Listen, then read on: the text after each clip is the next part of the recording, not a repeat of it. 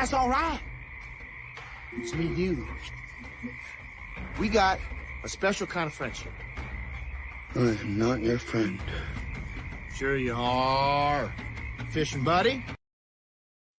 Sure you are, fishing buddy. Afternoon, guys. Gambit's first in the house. Oh, you cheated. 1 o'clock in the afternoon. Yeah, you got to watch those times when they chime in first. Yeah, I'm Sometimes looking at. Yeah, they I'm just looking want at to be here. first, and he might even not even be sitting here right now. Oh no, he he's is. here. He's here. We were- No. That's Gambit. He's here. Tim does that occasionally. Tim will sit there 2 hours beforehand, put something in there, say I was first, and then he won't show up for a half an hour once the stream starts. You know. So we got Gambit 87 is here. Our buddy Snort's here too. Afternoon, guys. And tomorrow. I'm getting to it. There's Andy. Hi, Andy. And Connie Cleary. Hey. Good to see everybody. These, when I see those little pink waving hands, it just makes me think of that gummy, sticky rubber hand that was on a rubber string you could get out of the little dime store machines, put the dime in, and you get one of those little sticky hands. You sling it around, it sticks to everything. And then you try to stick it to somebody's face and then get your ass beat by your parents. Yeah, that was me. That was me. Way to go, bro. No, it's not a bad film. I got to be honest. I do enjoy the film, but they really kind of broke the way they'd been making the film, and they made this one specifically for just the kaiju battles. And they made one huge mistake that I was, not just me, like all the major Godzilla fans were pissed about Godzilla running. I mean, you may as well just fucking have him flying again like they did during the Showa years. Yeah. It was that fucking goofy having him run. Like Godzilla don't run. Godzilla's Michael Myers. He doesn't run. He Saunders over. That's it.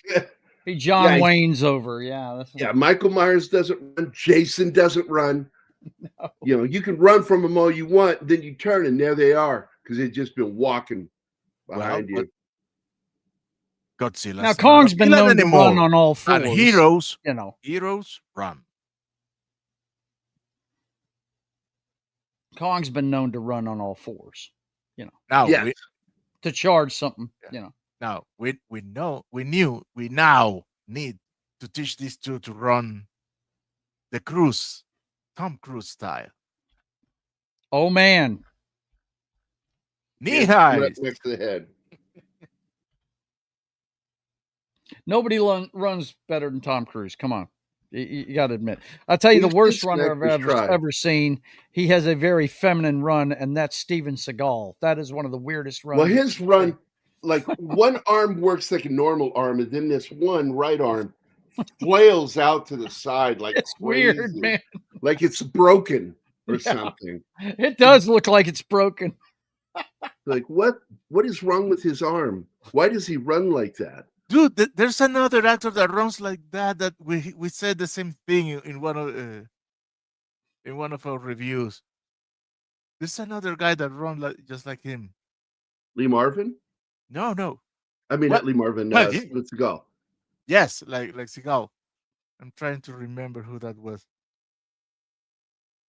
But Tom Cruise has the best run in movie history. That's why they keep having him do it. I think that's why he gets hired half the time. That dude looks like he's digging in. It's in his contract. He wants to do it. Yeah. I mean, that's the trademark of the Mission Impossible movies, isn't it? Him running from point A to point B.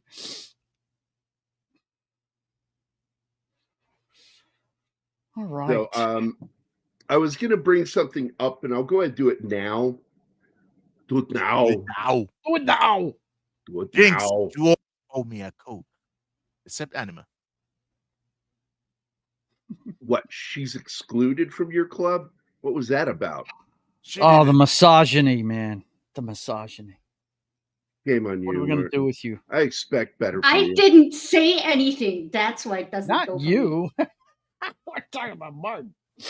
So I am absolutely, there's no way you could convince me otherwise that Scar, the Scar King, is, and if he is Lee Marvin, then Kong is Marlon Brando from The Wild One. And prime example of this is the way he holds his head.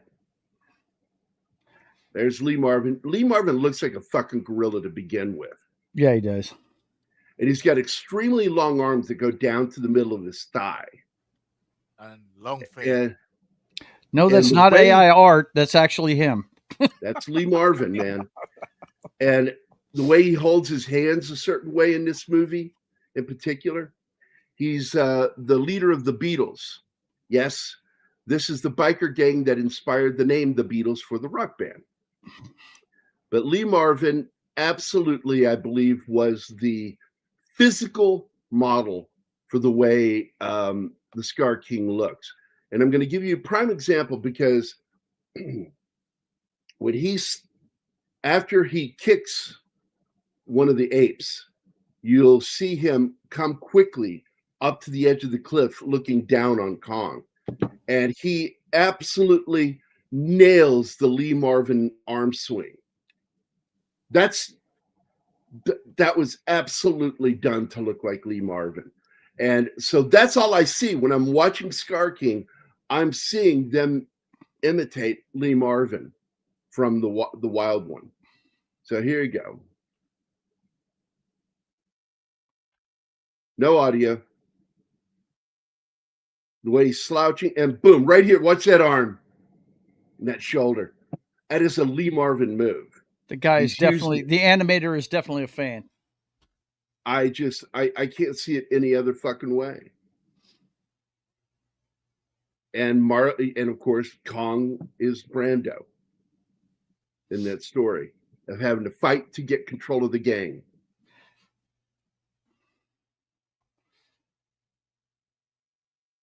Oh, dude. That's like one of his earliest roles, but he looks so fucking rough in this movie. Yeah, he does. And he was young, man, in this movie. Younger than shit.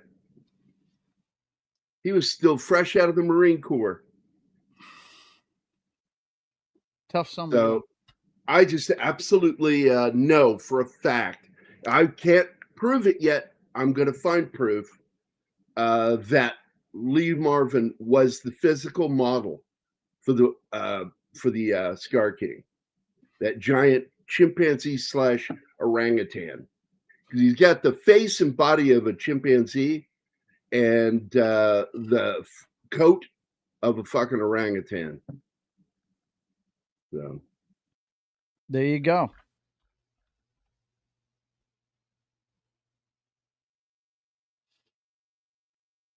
So I'm going to do like Steven Crowder and go, prove me wrong. Prove me wrong. Yeah, just put up a table at a college. Prove me wrong. Prove me wrong, man. Prove me wrong. Penny's here too. Hi, Penny. Hi, Penny.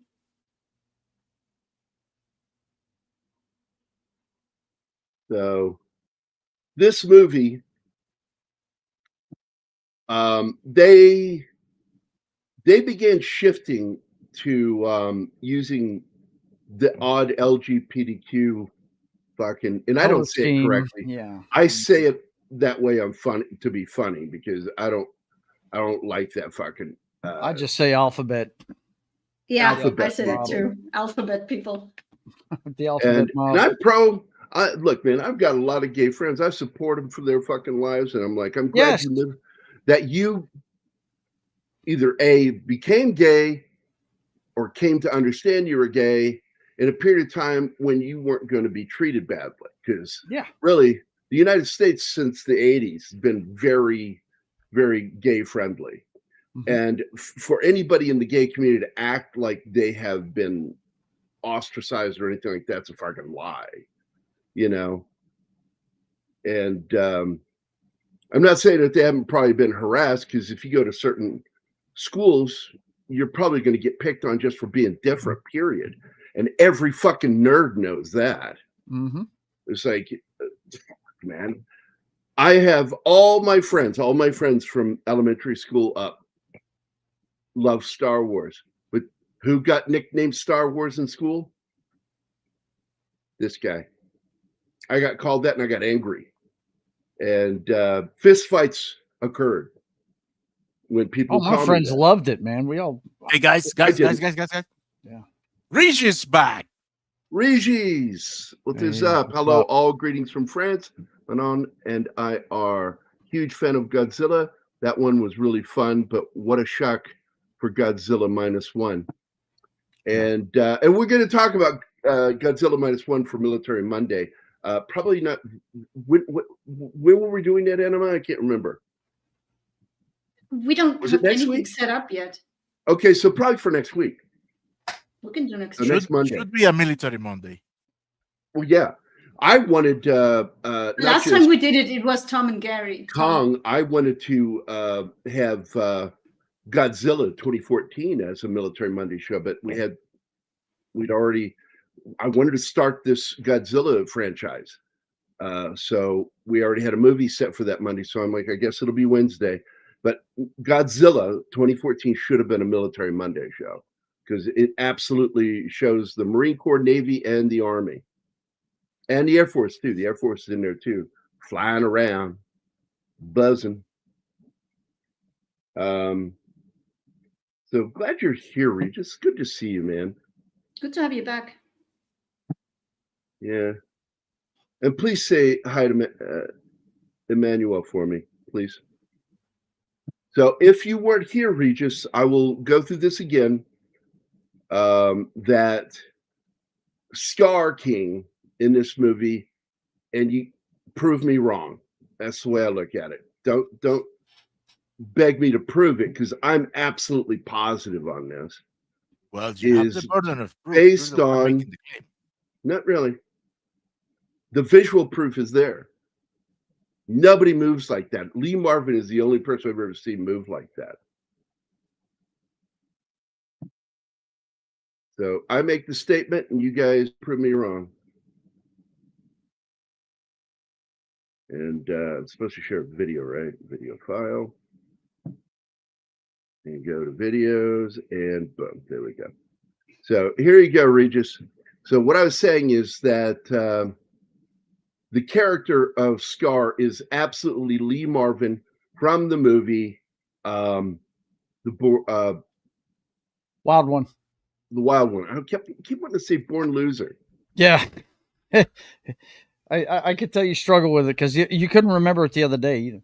His posture, the way he holds his head, his extremely long apish arms, because Lee Marvin has really, and they only look long because his trunk is so short. All of his height is from his waist down. So his arms go all the way down to the middle of his thighs.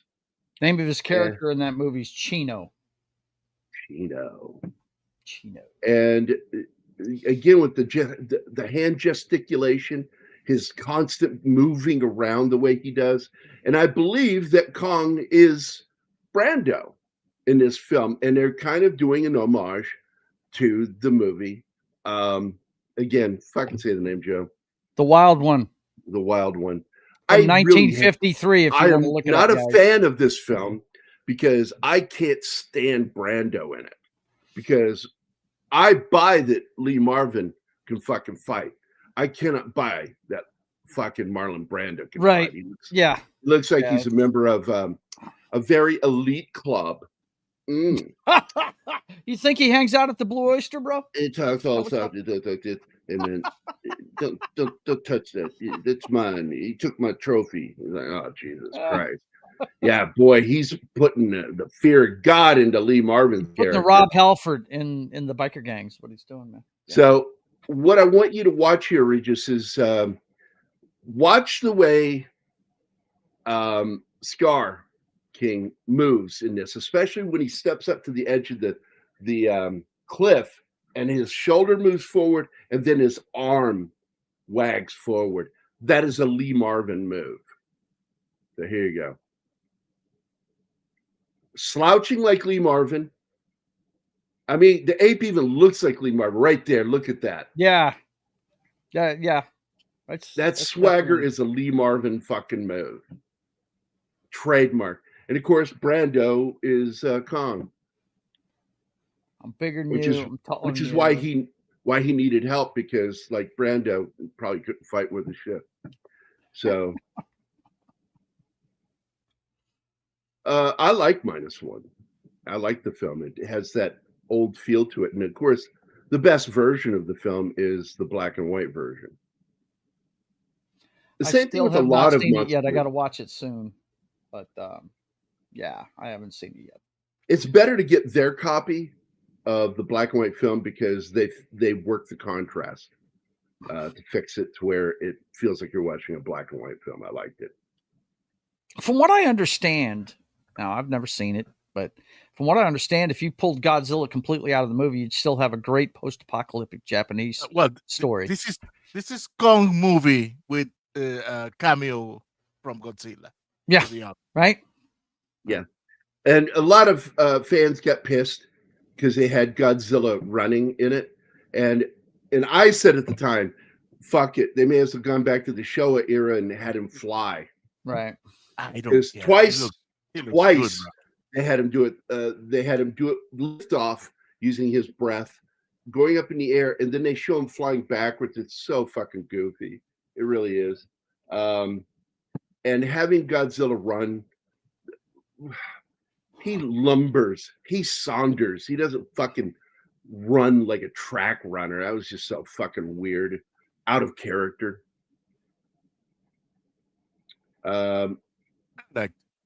Wait a minute, who's here? Oh no, sorry.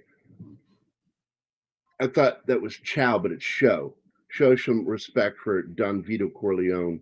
No, Corel of the House of L. Corel. Man, I know Corel. It's a drawing program. I haven't seen the biopic either, but it pays a very nice and cordial homage to the man.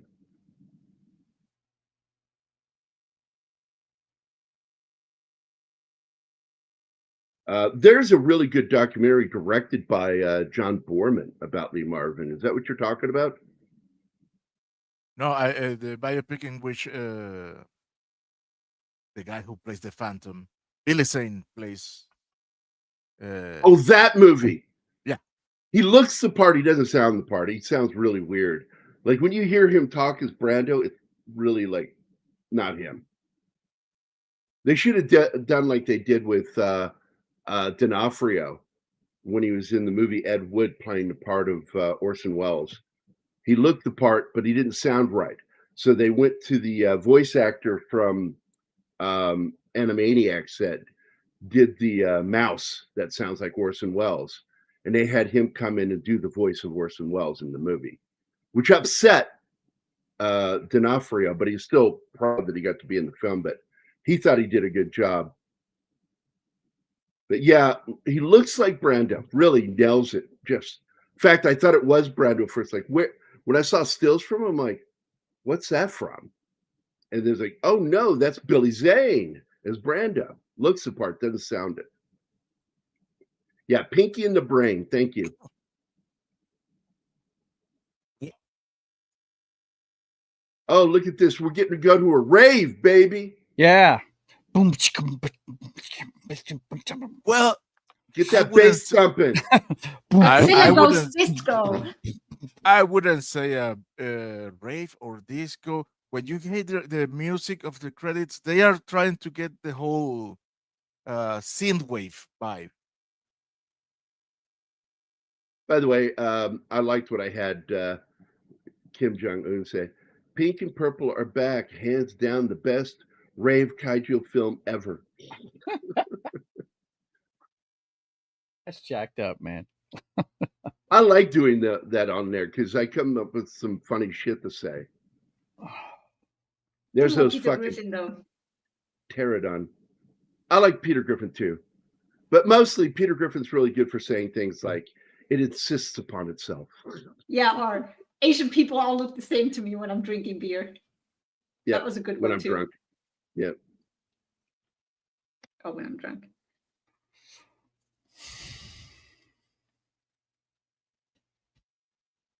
And Godzilla's just the king of his perch until he isn't. And by the way, it's not the first film to borrow from that movie, because the movie "It's a Bug's Life" is plot is based from the movie The Wild One, and I can't remember. There's another one I talked about the other day, Anima. What was it that I said borrowed from it? I don't remember. I don't remember either, man. You see, for a moment like this, in which we are all in the not knowing, I needed the theme for the Twilight Zone. Right. No, no, no, no, no, no, no.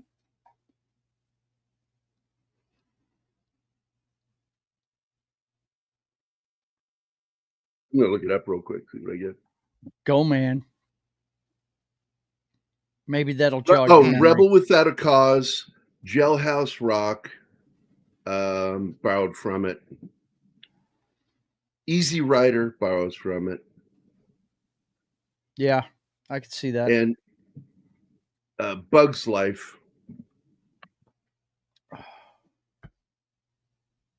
Much needed coffee. Yes, coffee in the afternoon, folks. Man, I'm right there with you. That's what happens when people over 60 do stupid things like take naps before streams. You don't need to be over 60. I'm on my 50s and I have the same thing. Dude, I'm in my 40s, like early 40s. Same shit. Yeah. Well, I'll put it this way. At least we can get high without buying drugs. We just have to take a nap and wake up, and you spend the rest of the day. Oh, you're in a different reality, aren't you? Shit. I tell people all the time, if I'm having a rough day, I'll go take a nap and wake up on the right side of my bed. Right. Because like too often, like rough days, best thing to do, take a nap and end that fucking day. Yeah. My problem taking a nap is I spend the next 2 to 3 hours after the nap groggy, and then I cannot sleep. Yeah, same. Not me. I was going to say, I have no problem sleeping. I don't get you people that can't sleep. I lay down, I go to sleep. Man, I envy you. Yeah. Yeah, but I stay active when I'm awake, though. That's the thing. I'm not hardly ever not doing something. You know what I mean? So. Oh my God. This intro, I dislike it so much because the doctor, she starts saying, "Oh, we have only mapped 5% of the Hollow Earth.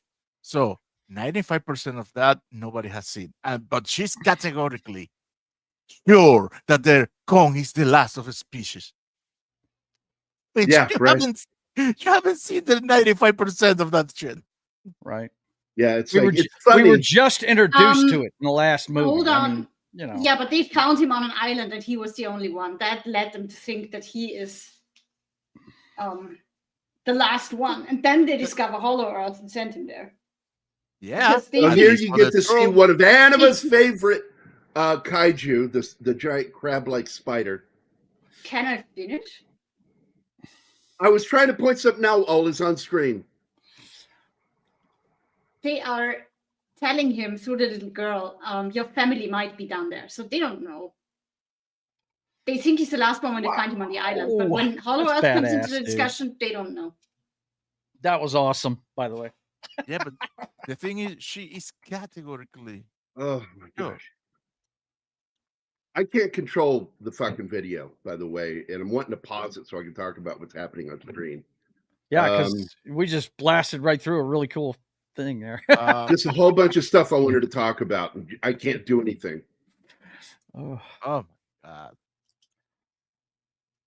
There you go. Well, I'm back.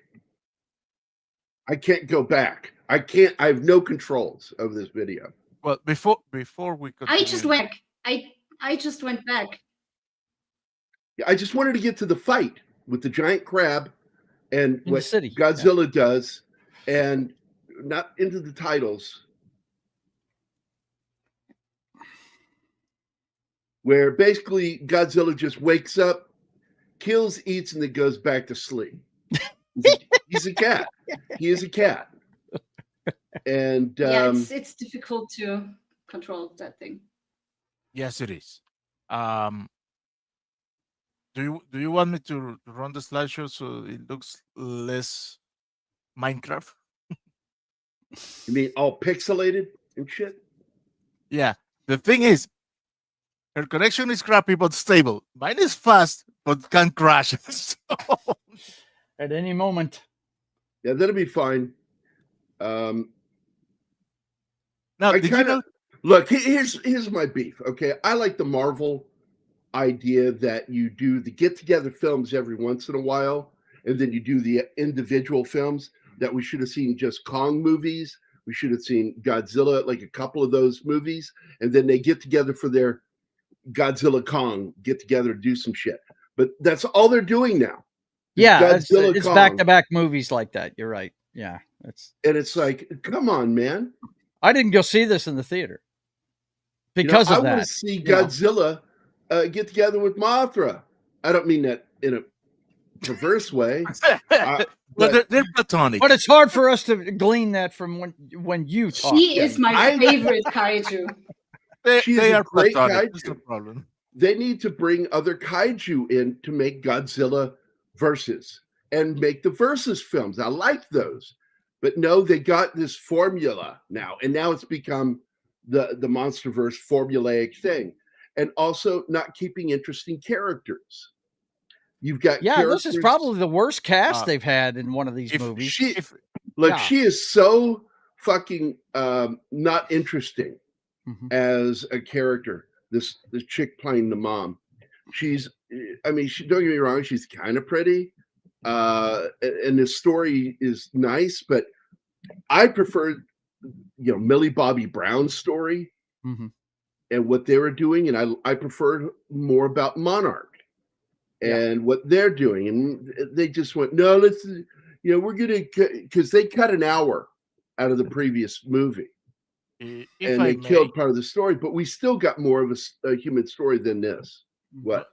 If I may, I think it is just a wild guess for my part.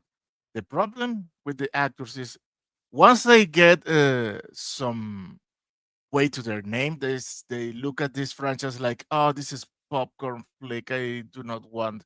This is beneath me now. I know Skarsgård was in the movie before. I don't believe that. Yeah, Skarsgård was in the movie before. He already had a name when he started it. I don't know. I really would have liked to see him back, but I like the doctor that we're getting. He's funny. Wait. And the other thing is the problem. They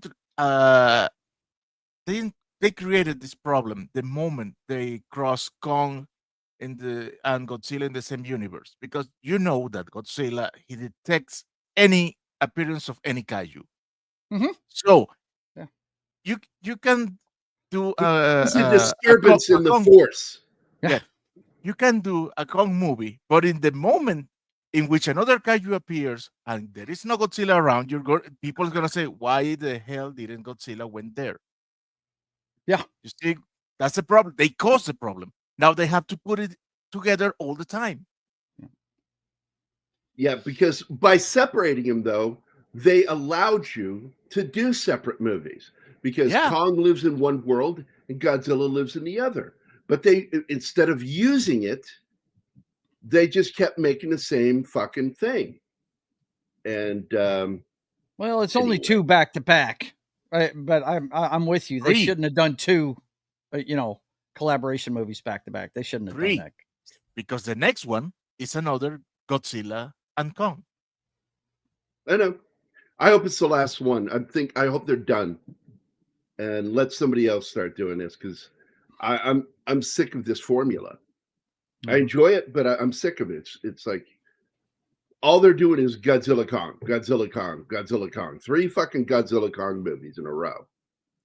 My brother's a big time King Kong fan, and he thought they just punked Kong in the last one, Godzilla versus Kong, and he didn't like it at all. So Dude, he was checked out of this completely. I'm a Kong fan, but I understand that Godzilla can kill Kong in a snap. Yeah. Yep. If you want, it's like Batman versus Superman.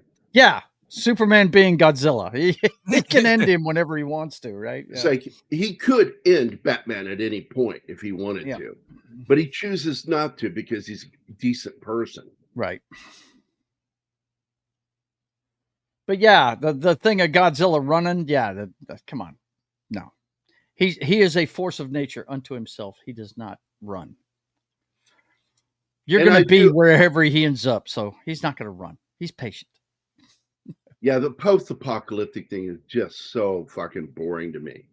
It is. We've seen it. I mean, the first real post-apocalyptic serious film was Mad Max. Yep.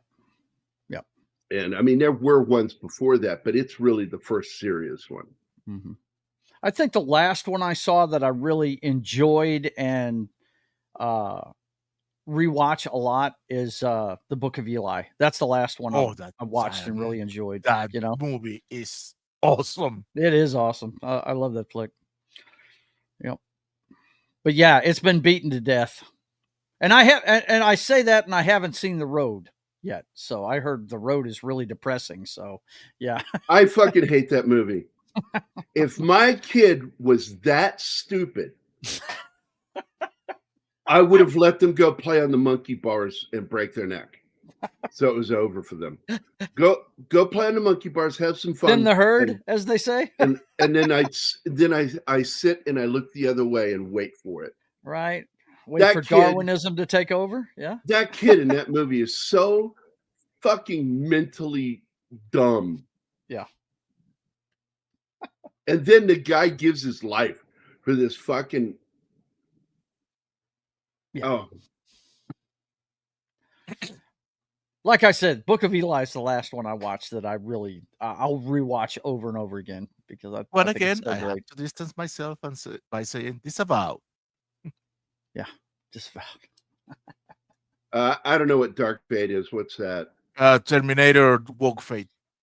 Yeah, the I've never watched it. The all chick all the time. Yeah, I've never seen Dark Fate either. But I'll look it up for you real quick, folks. Let's see. No. She's not the one. The girl in Dark Fate is. She was in Transcendence with Johnny Depp. That was the first time I saw her. Are you talking about Mackenzie Davis? No, Rebecca. Yeah, Mackenzie Davis is not in this movie. Oh, yeah. I'm talking about Rebecca Hall.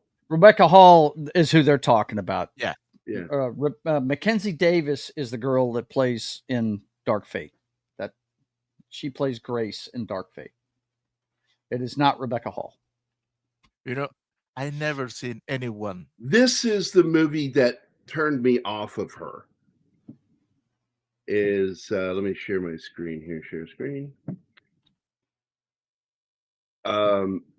I felt that was a movie that didn't need to be made.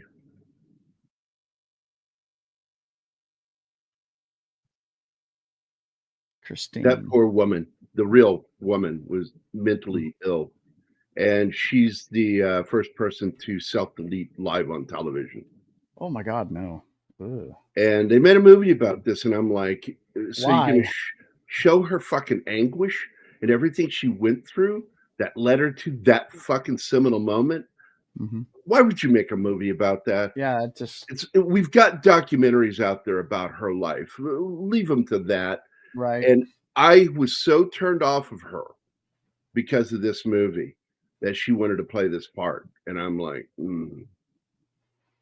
It's an important part. No, it's a part of a movie that shouldn't have been done.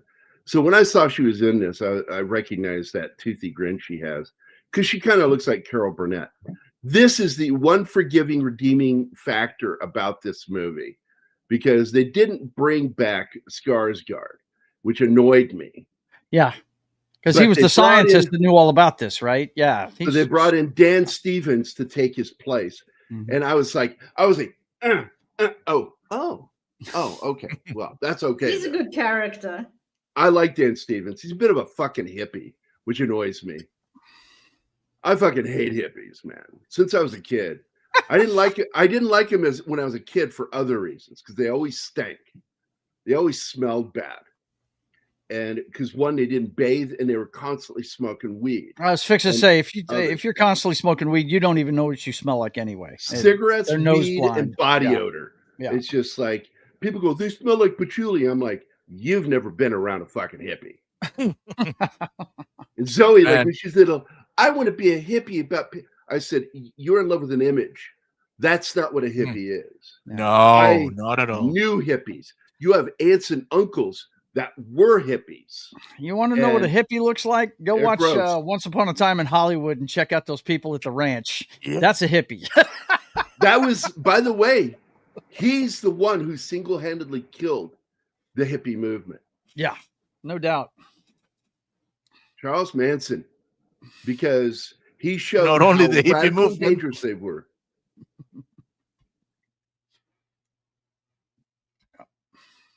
Not only the movement. Look, that's not the only thing that he killed. I used to smoke weed when I was a bartender. I mean, people threw quarter bags of it at me, because I was a bartender. That's what they do when they enjoy what you do. He's a hippie you know what too, I mean? By the way. That character, the little girl's a fucking hippie too. Yeah. And I liked her in the first movie. I don't like her in this movie. But I'm glad I don't do it anymore, because the one thing I don't need in my life right now is lack of ambition. Because I'm trying to do my first comic book. I'm trying to make it here on YouTube and all that good stuff. And that stuff kills ambition. That is the first thing it does. You don't want to do anything but eat and play video games and not move. So.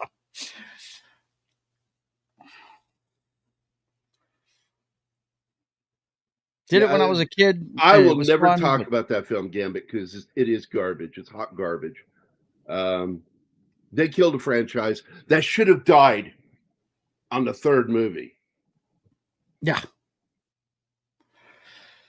I don't know. I liked the Christian Bale one. I like the fight in the future. I thought that was cool. I always wanted to see a movie about the fight in the future, whether it be a prequel or whatever, but I was at what I wanted to see was and they did that in a little of that in Genesis, but what I wanted to see is the end of the war. Yeah. Who wins it and how? That is what I wanted to see. Yeah. Well, I think that's what Terminator 2 was supposed to be. That should have been the end of it.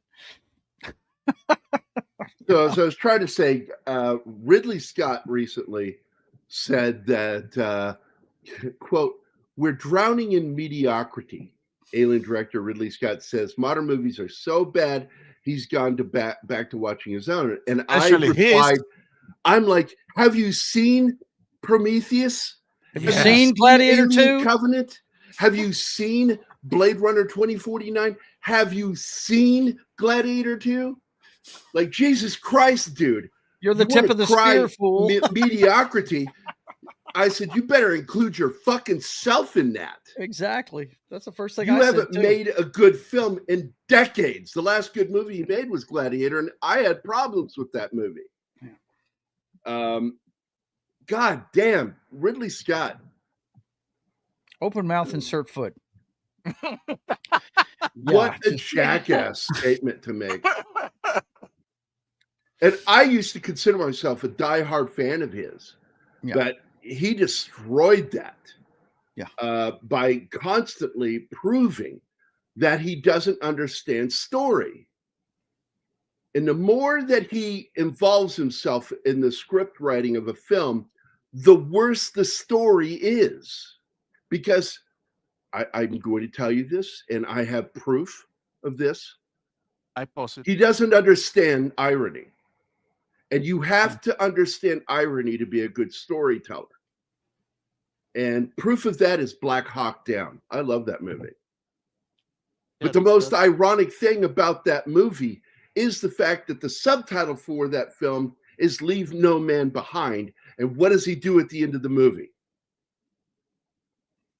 Yeah, but I think there's another element of irony even greater than that. And it is that the only ironic element of the movie is by accident. So that is more ironic. Which is the same thing with the song Ironic. Because there's nothing in that song ironic. If you understand what irony means, and they're specifically talking about dramatic irony, which is something that's used in jokes. If you tell a really good joke, you have the setup. It's done in 3 acts. You have the setup, the arc, and the punchline. Now, the punchline, the turn, just like in a magic trick, is where, because in magic, it's I forget what the first one is, the pledge and all that. It's still based off of the same 3-act play. Okay. And jokes are the best example of how stories are supposed to be written, because you set the joke up, and right when you get to the punchline, what you are expecting, you deliver the opposite. And you can't screw with that, because if you tell a joke out of order, it's not funny anymore. If you tell a story out of order, it's fucked up. And so Ridley Scott is terrible. He doesn't understand that. Spielberg's not much better. Spielberg, I don't think, understands irony. What he's lucky is when he works with great writers who are great with irony. And Ridley wouldn't know fucking irony if it came up and bit his dick off. Now, I post it here because I think they wasted a potential good character in the pilot. But you see him, he's fat. He has. They destroy him. This is an anti-military film. Whereas most of the Godzilla films, I'll let you finish, but I want to point out something you're saying. This is important. That this film is the opposite of the previous Godzilla films, where they made soldiers and military personnel look good. This one makes them look bad. So go ahead. Yeah, because you see him chubby, and you see him with a bad attitude, but he could have been keep the actor, keep his shitty attitude, but he should have been proven mid-movie that he's an incredible badass, and somebody says, and that is why we tolerate him. Yeah, that would have been funny. That would have been a good use of irony. But so anyway, I do like Black dude kind of does that though, because he's so dislikable at the beginning. First of all, you are like 15, 16 minutes into the movie, have only heard females speak. When you finally get to him and you hear a male character talk. We did. She and I sat there and watched the clock to see how you only have females talking for 15 fucking minutes of the film. And then you get a male character and he's a pussy. Yeah. In the background or a pussy. Yeah, it's just fucking ridiculous. He's so annoying though, and constantly whining about the shit he's been through, and all he cares for is his fucking podcast. But he redeems himself. He gets sort of likable. Why is that important that I point out the 15 minutes? Because it begins to feel unnatural. Yep. When you don't see any other gender interacting. That women around the world feeling is just so weird. And it gets really off-putting. Like, what the fuck is going on? Why are they doing that? By the way, they frost the glasses like that so you don't see the camera crew. If you didn't know that, his sunglasses are non-reflective. It's because they're frosted, so they don't reflect the camera crew. It's something that they would have to digitally go in and fix later, if they did. I also hated how all of a sudden we're Blade Runner. It started with the last film. And now all of a sudden, everybody owns a spaceship in this. Yeah, and everybody knows how to fly it because the pilot gets eaten by a tree and then the doctor just takes over and now he can fly the thing. I can fly this thing. I can fix an ape's tooth and I can fly a fucking rocket. Whatever. Well, I can buy the flying thing because when he appears in that flying rig to change Kong's tooth, it's his rig. He should be alone. So he should, and it's the same rig. So I don't have any problem with that. I don't think it is the same rig. Yeah, it's the same model. It's the same model. Now, when I had problem in the previous one, in which Skarsgård, out of the blue, he knows to fly the heaves in less than 15 minutes, and he has never seen them. I had so many problems with Godzilla versus. Oh, I agree with him too, but his movies are included. He's a shitty director. He is one of the greatest cinematographers in the history of film. He will not be remembered as one of the greatest directors, no matter how much they wish in one hand and shit in the other. He hasn't made a good movie in a long time. Gary and is I'm absolutely correct about that. Even the original stuff he's done, Napoleon was okay. It was terrible. No, historically, I'm going to make a film about Napoleon. I'm only going to show 2 of his major fucking decisive battles. Yeah. I'm going to focus in instead on his penis and her vagina. Right. And make it all about that vagina. That's what I'm saying. He hasn't made a good movie in a long time. He really hasn't. Napoleon was a piece of shit. I like this brother's movie. Inaccurate. I like this brother's movie better than him. Tony's a director. Yeah. God rest his soul. Yeah. I have a friend that said that week when he died. Yeah. He said, God took the wrong Scott. Wow. And I was like, wow. And he goes, what, you disagree? I went, no, I don't. But I don't want to agree either. Right. I don't want to agree either. Yeah. It makes me feel that's really a double-edged sword right there. Yeah. Let's paraphrase the Falcon when he says he's out of line. She's got a point. Look, Tony's movies, they always had a look to them. And is it me or did they always have just a tad bit Ridley borrowed from him constantly. They always had a tad bit of an orange tint. It was like he shot everything through an orange filter. It always had that golden hour lit type of thing. Yeah. He specifically looked for certain times of day to shoot scenes because he liked the visual aspects of it. Mm-hmm. That's the cinematographer in him. Mm-hmm. And but simply put, the worst thing that Tony Scott helped create was in the movie G.I. Jane is the shaking camera during combat scenes.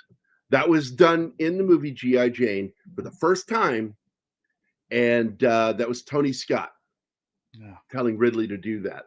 I thought that was... Don't do it in post. Do it with the camera. And it's so fucking annoying. I wanted to it is. punch. I wanted to He sabotaged his own brother.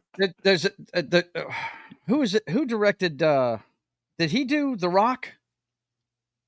Tony. Tony did that one? Yeah, as I recall, that's Tony, isn't it? Because the car chase, I love that movie, but the car chase scene, I have to fast forward through because it's all shot like that. I'm like, damn. Well, that's Tony. Tony was the guy who added that to the lexicon of films. Mm-hmm. And he did another film that used a little bit of that, but not as bad, is the Denzel Washington, Chris Pine movie, Unstoppable. I fucking love that movie. Yeah. Nobody remembers that fucking movie. It's the train movie. Never seen it. It's on the train. I know what it's about. I've just never seen it. That is a great fucking movie, dude. I love Tony Scott, and I don't think there was a film he did that I couldn't say something nice about. Right. Yeah. Whereas might not have been the greatest movies, but yeah. There are some Ridley Scott films that if I started talking about it, I'm going to sound like I fucking hate the guy when I don't. No. Like my top 5 movies of all time. One of them's his. Yeah. I mean, come on. No. The top 5 films are Blade Runner, John Carpenter, The Thing, John Carpenter, Escape from New York. Ridley Scott's The Duelists. And number 5 is John Carpenter's Big Trouble in Little China. Yeah. So my top 5 favorite films of all time are Ridley Scott and John Carpenter. Mm-hmm. You know, so, but Carpenter is one of my favorite modern directors, and he got fucked over badly. I like the shadow. I'm a big Carpenter fan. This is great. He gets all apprehensive when you see this giant shadow, and then as he gets closer to the smoke, the shadow gets smaller and smaller, and it's a little tiny fucking orange fucking ape. Which is the opposite in which shadows work, but okay. Yeah. He's such a little bitey shithead in the beginning, and then he ends up his kid, basically. Well, I wanted to see him get eaten. He should have been eaten. He should have been eaten for some of the shit he did. Kong should just grab him. He killed human beings for less. Yeah. Yeah. The little shit, he tried to kill Kong. He lured him to the lake. Waiting for the snake thing. Maybe he just gives his own kind a second chance, man. Maybe that's what it is. Oh my God, I remember I saw this in theater, and when he does this and uses the kid like a nunchaku, me and my daughter started laughing like crazy. Oh that was so funny. Yeah, and they should have done this scene choreographed too. Everybody was kung fu fighting.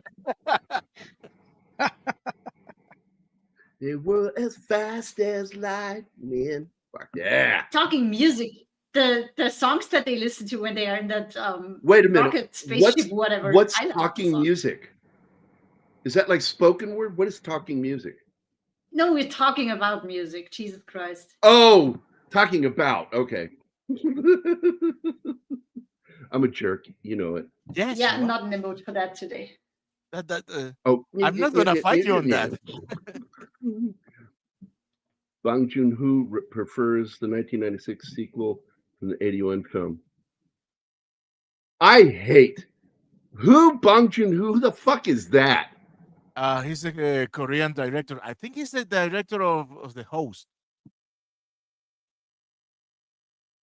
Best director out of Korea, if you ask me. I only watch his work is the only Korean work that I watch.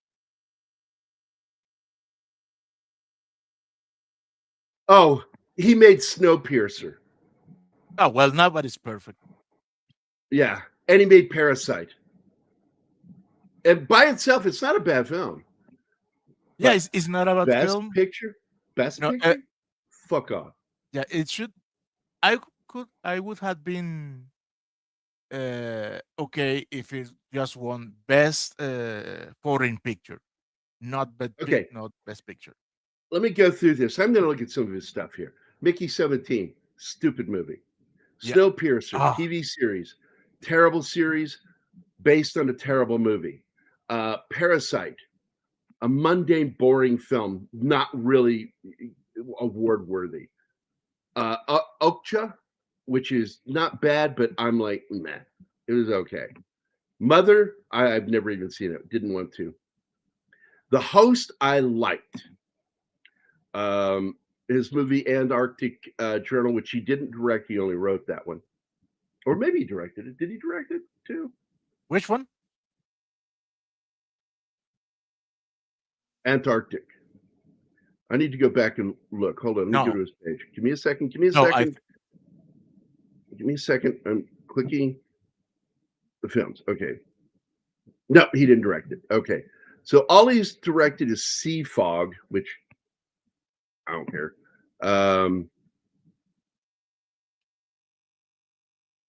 He's got 18 films total. Mother, Tokyo, Influenza, Digital Shorts, Sink and Rise, Lonely Street, Memories. A bunch of films I haven't seen here, which is crap. I didn't see anything until The Host, which I love that movie. Although the ending is kind of weak, and the whole opening of make American soldiers the bad guys. It's like, fuck off. No American medical person would do what they just showed in that. Wouldn't happen. Because we got to fill out paperwork on everything we do in the military. so that wouldn't happen. So blame it on your fucking own Korean fucking doctors. He's anti-American, if you didn't know that. Snowpiercer, garbage, and illogical fucking filmmaking. The whole idea of the train itself is stupid. Okja, which I think was okay. Parasite is okay. Not best picture. And Mickey 17 was fucking stupid. Mickey 17 had so much potential, but they had to ruin it with conservative peoples are monsters. Oh, fuck that. Well, I just didn't think it was a very good film. I don't give a shit about his politics. He's anti-American, and he's all of Hollywood, including Hollywood out of Korea, are anti-conservative. So they can all go suck a dick and die, as far as I'm concerned. But I did not think Mickey 17 was worth the money that they spent on that thing. It was a huge budget. Have you considered going to? I'm glad it tanked. He earned that. But they'll still give him money because guess what? He's got the right politics. Hey, Read by Nature's here. What's up, buddy? I like how they tricked us into go and see that movie, because all that shit was strategically out of the trailers. So you got hype, go to a movie, so they can crap all over you. Yep. By the way, let's go over some Tony Scott films. I fucking love this guy. I love Tony Scott's movie. And I'm going to start all the way back to when it really began. It was a little film called The Hunger. Never watched it. I never wanted to, but I know it's great because all my fucking friends won't shut up about it. Top Gun. Love that movie. Beverly Hills Cop 2. It was good. Not great. Revenge, I love that movie. That's the one with Anthony Quinn and Kevin Costner. Yeah. Yes, I love that fucking movie. Days of Thunder, I don't like that movie, but not because it isn't great, but because it didn't make racing interesting to me. And it should have made it racing interesting to me, and it didn't. I felt it failed for me. The Last Boy Scout, one of my favorite action films ever made. Last Boy Scout. True Romance is the best Quentin Tarantino film ever made, and he didn't direct it, and that's why. Crimson Tide, great fucking movie. Yeah. The Fan would have been so much better with anybody else as the Fan than Robert De Niro. That movie fell flat on its face because of the casting. I didn't think it was a bad film. I could not stand De Niro in that part. Is that the one with Jerry Lewis as the comedian? No. The Fan has, what's his name? Blade. Wesley Snipes. Wesley Snipes. An athlete, and he's got a fan. It's a psycho. He's a psycho. Okay. All right. Yeah. Okay. Yeah. Enemy of the State. Great fucking movie. The Hunger TV series. Didn't give two shits about it. Never watched it. Spy Game. Great fucking movie. The short films, The Hire and Beat the Devil, that he did for the car company, great fucking little short films.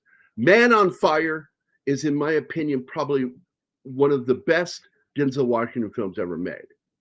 Mm-hmm. That's great. Denzel's so fucking good in that movie. Yeah, he is.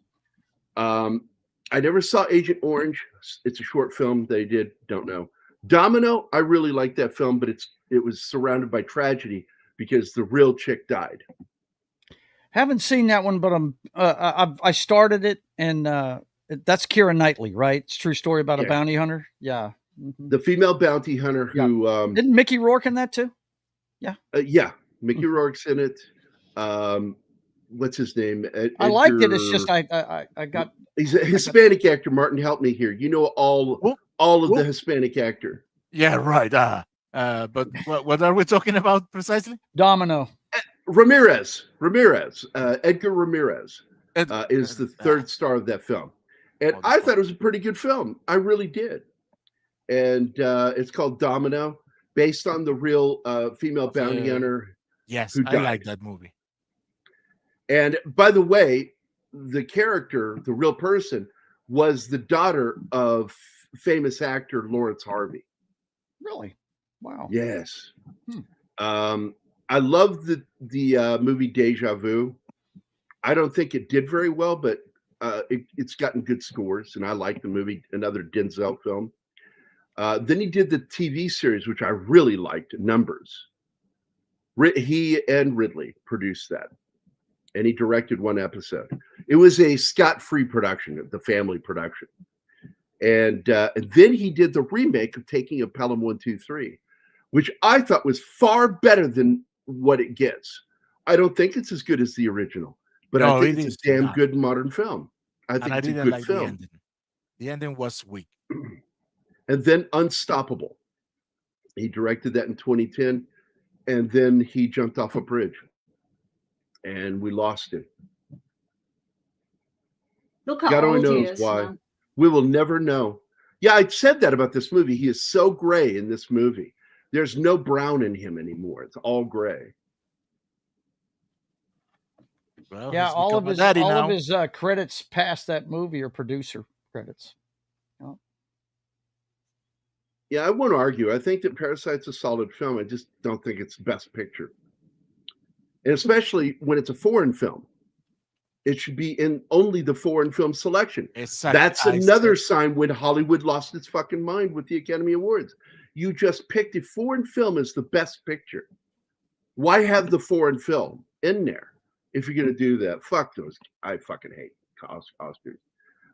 Is so bad. It's too obviously a futile and pathetically hypergenic version of Mickey Mouse. No, Mickey Mouse, that doesn't have anything to do with Mickey Mouse. Yeah, I don't know what that means. I maybe think he's trolling us. Or maybe he's confused because all this wave of horror movies based on Mickey Mouse that have come out. Yeah. Mickey 17 is that movie about the clones. No, they are not even clones. They are printed. Yeah, you know what I'm saying. Printed versions of him with his memories and everything, and then like he runs into himself, which is to me just what he did is he took one minor idea in the movie Moon and made a whole movie out of it. Mm-hmm. I don't care. I don't care because they had it in the movie Moon. It's a better story. Yeah. Yeah. In that film, the guy is not aware. Oh, yeah. Look at that. Okay, so the thing I was trying to explain earlier, and you guys wouldn't shut the fuck up, is that they removed all red blood in this movie. It started with the previous film in order to maintain their PG-13. And so all the blood in this is either like purple or fucking green. So he's eating the meat and everything, and the meat's red, but the blood, for some reason, is green. Makes sense of that. I would if I were allowed to speak. Just like that, Martin had to go. I don't know what happened. Did he lose connection? How come we still have the video? Because I'm running it. Oh. There we go. Hey, Joe, it's just you and me now.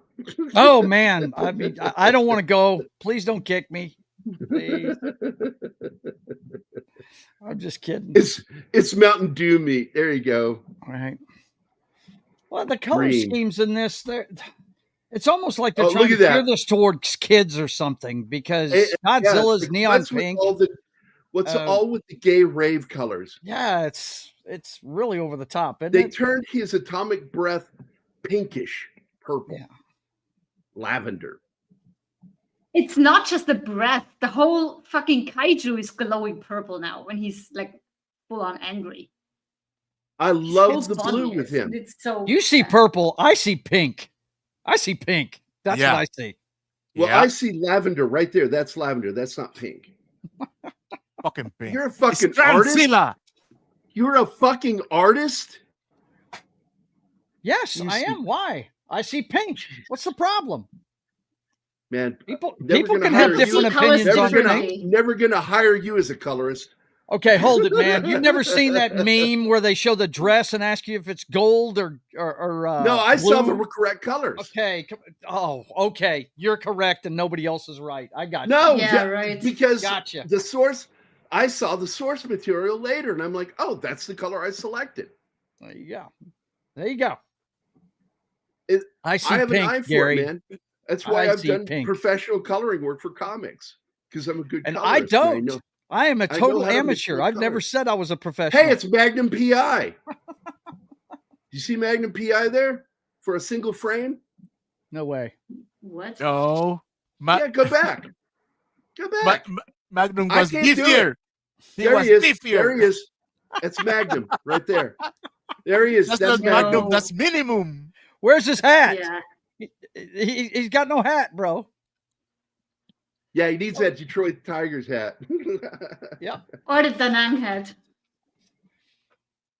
What's this? I'm sure Jim Carrey will agree with you there, Gary, about the Academy. Look, the Academy Awards have been garbage since the 90s. For a while now, yeah. Yeah, it's since the 90s. It I used to started be a noticing- celebration of film that was a whole Hey, lot of it's fun Carol to watch. Burnett. Carol Burnett's in this movie. Because that's what she looks like, is Carol Burnett. That hairdo. Yeah. So, no, in the 90s, it started to go. Look at that fucking little hippie bitch. Sorry. She was so cute. Gary's, we Oh, gotta watch it. Gary is and getting they triggered by the friggin' slideshow. These characters were ruined in this movie. The Eli or whatever the fuck they called them. Oh my God, they turned them into mystical fucking scientific beings. This is a jerk off gesture. That's what that is. I disagree. I didn't see mysticism. Oh, they're No, I didn't telekinetic. know. I mean, not telekinetic. They're telepathic. That's not mysticism. That's because they're deaf. I'm okay That's with not that. magic. That's science. It's Not magic. telepathy is. I don't believe in telepathy. It's like, look, man. I believe in some of I believe in TK. I absolutely do. I believe in PK, but don't fucking start telling me about reading people's minds. You can read Dude, emotions. Kaiju aren't real, can't and you're read taking offense in them being telepathic. Kaiju are at That's least weird. based on dinosaurs. Yeah. That's how they got started. They were based on dinosaurs. Well, not to defend Gary here, but Anima. That argument is I cannot stand that argument because then people don't die when they cut off their heads. And instead of speaking of the Hollow Earth, let's do the movie about Hollow Flat Earth. Hollow Flat Earth. But this girl is supposedly telepathic, is what we finally learn here. And it's like, and the other thing that annoys me is when you see a non-sign language person using sign language, there's a common thing. As somebody who's done this, you tend to say the words as you're signing them. Look, it's Yeah. Bradley Cooper. That's a majority of fucking people. And in movie starts, she doesn't do that. And it's annoying when you see a non-natural, a person required to speak sign language that grew up hearing, not speaking while signing. And then she does it in the second half of the movie, but not the first half. And it's really fucking weird. So many decisions made in this fucking movie drove me crazy. Still like the film. I still enjoy the film. But there's Because a the lot Kaiju of fights are stupid, cool, man. Yeah. there's a lot of I will stupid, get goofy Mothra back. shit. That's my favorite part of this movie is bringing Mothra Yeah. back. She's my favorite Kaiju. We needed They a James just- Bond ending, though, where we see Godzilla and Mothra like lying in a big circular bed smoking afterward. I like that Godzilla has made the Colosseum his bed. I find that awesome. He's like the love child of a T-Rex and a cat. I missed. What did Connie Cleary say, Joe? Oh, she was agreeing with me that it was pink. Me too. Well, Yeah. But none of you guys have worked professionally as That's right. colorists. I don't care. What can I say? It's what my I'm eyes just telling catch. you, there are gradient levels of things that have pink in them. And you've got pink in here when it's lit. But when it's the solid color by itself, it is more lavender. And you also get hints of purple, too.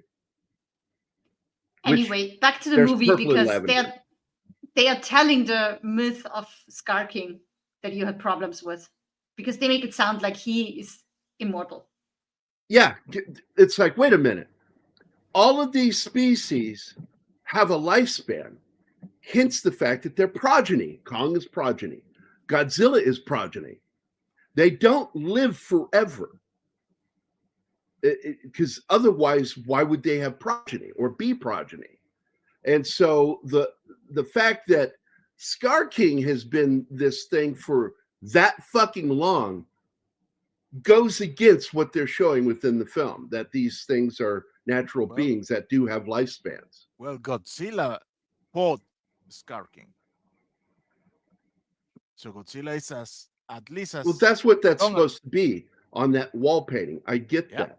But it's like, was it Godzilla? You don't know that. It doesn't actually say that. One of his species fought another ape. And they're saying in this movie that it was Godzilla fighting Scar King. And I'm like, I have a problem with your science within your own fucking movie verse. Well, reptiles are biologically, they are older than mammals. Doesn't matter. They created something with 2014, and they have they're biological creatures. They replicate, which means they have to follow some form of life cycle. That's not Mothra, by the way. The Mothra in this movie is not the same Mothra. No, she died. Yeah, she died and gave her life and energy to charge up Godzilla. Godzilla. Yeah. She is the egg that got left behind and came back. It's like, again, biology within the movie. They create their own biologies. Yeah, and you got to follow your fucking rules. And when you start playing against it with this character in particular, he's a primate, a mammal. Gonna have a fucking life cycle. He's not fucking magical. So, yeah, you guys, I'm sure a lot of you are like, man, you're making a whole bunch about nothing. Science is important. And when you create realities within Hollow fucking movies, Earth, when they introduced that, the science went through the window. Careful, man. The Hollow Earth thing was goofy. No, I'm going to tell you, the Hollow Earth thing was fucking goofy. Fun, but goofy. Like the whole concept of there being portals. The whole concept of the portals is goofy. Yeah. Because like you said, then there's no Hollow Earth. This is somewhere else. That makes more sense than the way they made the fact that they went to another dimension. That makes sense. Yeah, but they fixed that in the show, in the TV show. Yeah, which we need to watch this next, sweetheart, because you're gonna like that. You talking about Monarch from Avatar? Yeah. Okay. Except for those two middle episodes where they went woke. The rest of that show, the beginning and the end, fucking fun. I gotta watch that. The Russells, I'm a big fan. I like Wyatt and I like his dad. I've always getting them to be in the same show. And Russell awesome. Wyatt playing his dad when he's young. Fuck cool. Yeah, that was awesome. It's the second time he's done that. What was the first time? Don't know. Soldier. Yep, Soldier. Really? The young. That's Wyatt Russell as the kid. Young, wow. Kurt Russell looking kid carrying the fucking banner. Wow. He's the flag on guy. Did not know that. I mean, I've seen that movie. That's Wyatt Russell. Wow. Did not know that. Very cool. Russell squared. I thought they just really did some really good casting, you know. Well, they did with his son. I'll tell you a show that did some really good casting for, whenever it had flashbacks was Yellowstone. Everybody they friggin' casted to play the younger people was awesome. I loved every one of them. They really did a great job, especially with Rip and John Dutton. They did a fantastic job casting those two parts in the flashbacks. Well, first of all, the guy that plays John Dutton is Josh Lucas. Yeah, love him. And Josh Lucas does one of the best Kevin Costner impressions I've ever heard. So that's all he's doing. Yeah, it's all he's doing. An impression, but he's doing an impression of Kevin Costner talking like John Dutton, because John Dutton is not Costner's normal voice. No, He lowers the register slightly and roughs it up. Yeah, he needs to be in more stuff. I enjoy that guy. I really do. I don't know what happened to that poor guy, because Josh Lucas is a far better actor than the way Hollywood has treated him. Yep. He is in a movie that's one of my favorite sports films, Glory Road. Mm-hmm. He's also, what was that other one? Ford versus Ferrari. Yep. He is so fucking good in that film. Josh Lucas is 1,000 times better than most of the actors they constantly keep putting in everything. Yeah. They don't want to see that one. actors. I want to see the one he was in recently with, I can't remember the girl's name. She was on Arrow, the smoking hot blonde. It's a true story about a female wrestler back in the old days. Yes. It's called Queen of the Ring. Emily Bett Rickards, I think is how you pronounce her name. Rickard, yeah. She played Felicity Smoke on Arrow, and shit. She's the lead in that movie. And Josh Lucas is either her manager or her husband or something in it, and I want to see that movie badly. Yeah, I got to watch that one. But Josh Lucas, every time I've watched him, and it's very rarely I get to see him in anything. He's really, really good. I enjoy him. He is, like I said, used far too little for a guy who should be in almost everything. Yeah, he's that fucking. I mean, he's got the kind of gravitas that Glenn Powell has, if you ask me. By the way, do you know who his dad is? The director of that film. The one you were just talking about. I just forgot the name of the film. Give me a second. Oh fuck! The pro wrestler one. Queen of the Ring? Queen of the Ring. Ash Alvinson? Is that the same one? Do you know who his dad is? Probably the one that did the first Karate Kid movie. Alvinson, yes. Yeah. He did Rocky too. Yeah, I can't remember his first name, but yeah, that sounds. He directed Rocky and Rocky 5. He did the Karate Kid films. Absolutely. What was his first name? His son. Yeah. John Avildsen is the dad, and Josh is the son. Gotcha. Josh Avildsen. And he's got the same genes as his dad, man. He likes being behind that camera, making movies. I like that. I like seeing that.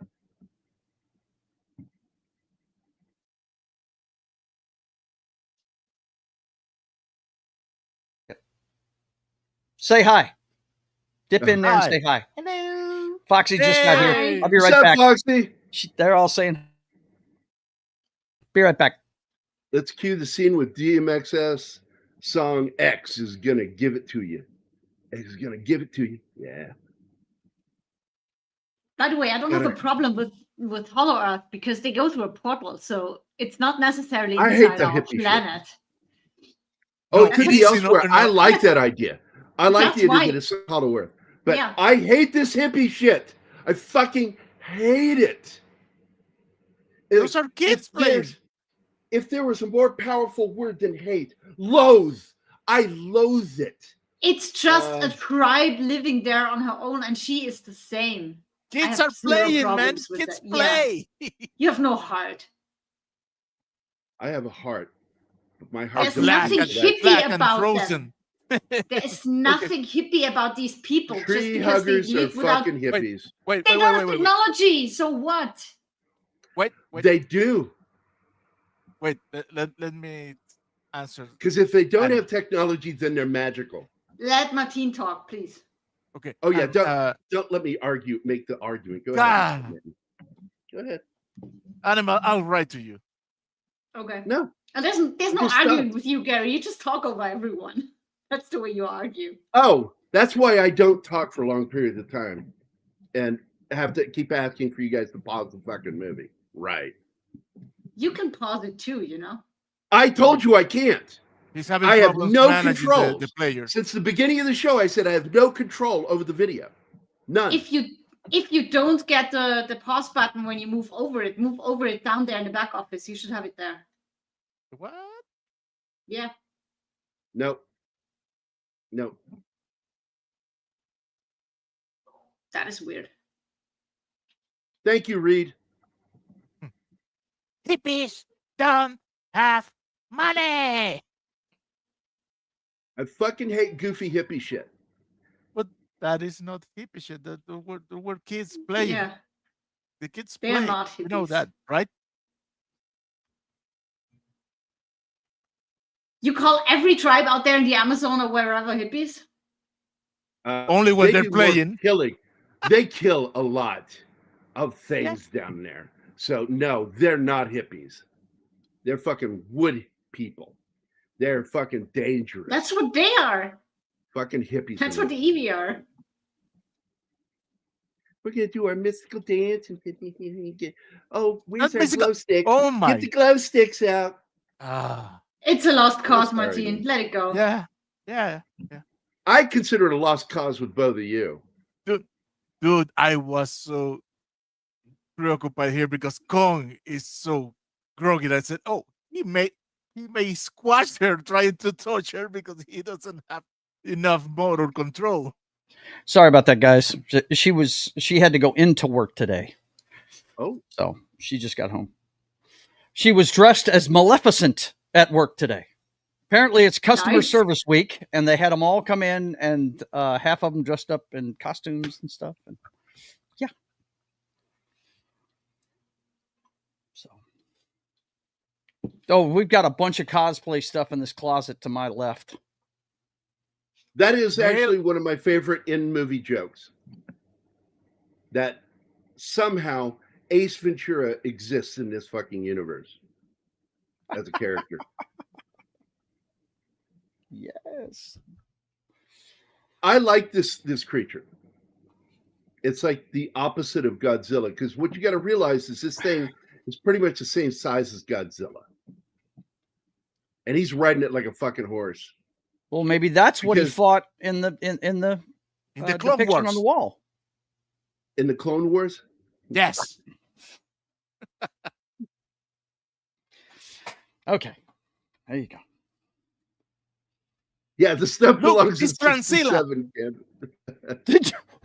Did you just say Transzilla? Yes. That's what I said. Go Transilla. It's Bradley Cooper. Check it out. It's Bradley Cooper.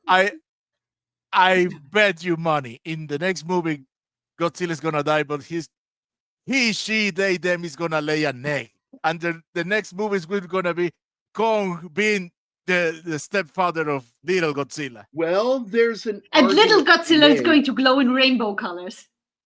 Hold on. There is an argument to be made with the history of Godzilla in the Showa era, That he's a because hermaphrodite. we never show a female Godzilla, but he has a kid Godzilla that may he is be taking care hermaphrodite. of. So that species may be like an earthworm. It's referred to as ambisexual, meaning that it can have the organ of the male and then transition to female when it's needed. I thought that was And then referred go to as back to male. asexual. I thought that was No, asexual. Yeah, but- ambisexual. Okay. Okay, I'm- well, but I'm an actual science student. Biology. I'm using correct words. yes, yeah, but this is the thing. Ambisexual cannot fertilize themselves. Hermaphrodites can fertilize themselves. Well, no. So what they end up doing is they become they'll revert to the opposite sex and then mate with another worm, or have their eggs fertilized by Yes. the other worm. And That's that what is I- how that works. But that's not how it might work for some. I remember that line by Ian Malcolm: "Nature finds a way. Yes. Nature always finds a way," Yes. which is not true, because otherwise some species wouldn't still be on the extinct list. Right. Because nature doesn't always find a way. But Well, the thing is, they put in chemicals in the water, just making Godzilla gay. Like fluoride. Yeah. Okay, Alex. Why is it when I start watching the TV show Glee, I get a boner? Whoa! It's all that fucking fluoride. I may have news for you. I guess the kids playing. Oh my God. Hello, Tetrarchy. I guess you came in at the right time, man. Connie seems to be enjoying what we're doing. They enjoy when we bicker with each other. You kidding me? That's a fucking show. That is the oh stuff. Boy. That's what I signed up for? Oh shit. Wait. This is actually one of my favorite moments when he goes and figures out we left it. It's back at that place that got destroyed by fucking Scar. We can repair Kong. We can make him better, stronger, faster. Da, da, da, da, da, da, da, da. The $6 trillion Kong. Yeah, because they decided to stop the project or hand it over to the military or whatever, and luckily they had already transferred the thing down to Hollow Earth. What a happy coincidence. By the way, if I could do like fake subtitles when she signs, I would have the final thing that she says to her mom, Carol Burnett character, would be, "Of course I'm going with them. I'm not white." Oh, God. Oh, man. Just to be mean. Yeah, give him the power glove, man. Yeah, and they don't know whether he's going to like it or not, but he knows that Yeah, that's but a good thing. The little guy doesn't.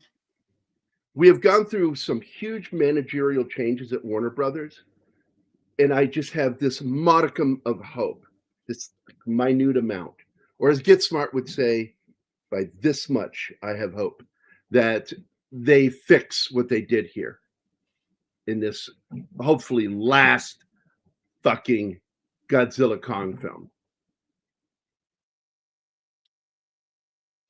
But they just fucking please don't make it suck as much as this one did.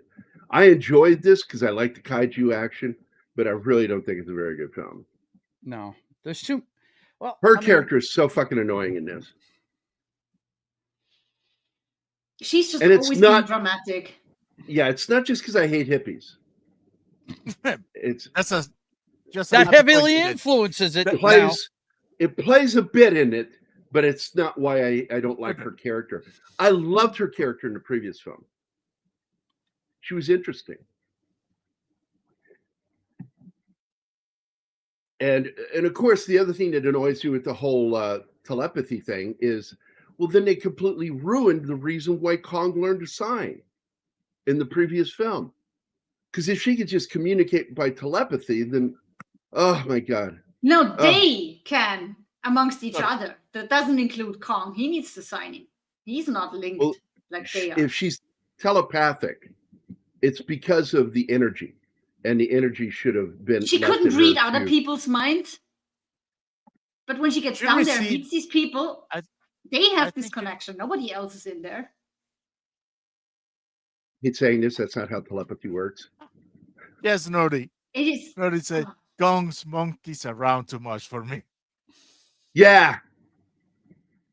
Really? He's always chimping, man. Yeah, best fucking line in that movie. Is that a monkey? Now, look, man, he's all of a sudden he looks like a fucking weightlifter. That profile is pretty badass. The belly is gone. Not gone. Yeah. The fat thighs are gone. He's working out now. He looks like the Godzilla from 97, 98. Yeah. And it annoys me. Nah, I like him, my Godzilla Jack. I like Godzilla from 14 all the way up until the previous film.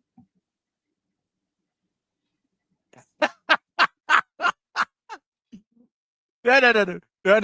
That coming. Not that coming. It's coming. We're back to the rave coloring. What's up? bang the monkey.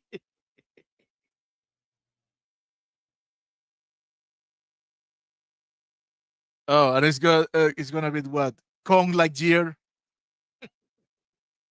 Now, what would be funny is if they do the whole identity politics with Kong. He would say that he identifies as donkey, and he likes barrels. He loves the fuck out of barrels. Hey, Sax in the house. Hey. How are things in Croatia? I envy you, man. I wish I could go back. Hello, me. Mom. He was running from something, sir. And then he crashed into a DUI checkpoint, committed 10 felonies, and not to mention FUing a room full of cops. You FU me all the time. Fuck you, Kyle! Well, fuck you, Kyle!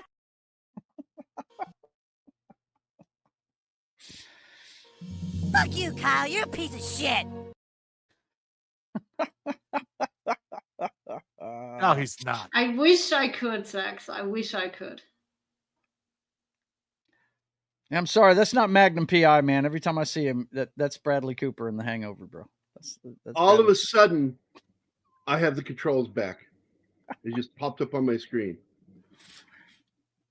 That's weird. Hey, it's Gay Jaws. No, trans Jaws. I was fixing to say Pride Jaws. It would be the correct nomenclature there, sir.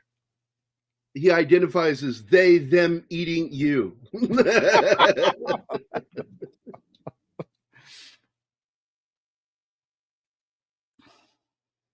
They don't have souls. They're hippies. Oh, my God. I keep saying this. Thank you, Tetrarch. Thank you. I hope you're sub, man. I hope you're sub. Oh, that's too good. I got upset with this scene, man, because they're fighting around. They destroyed the freaking pyramid. They fucking destroyed the pyramids, man. It pissed me off.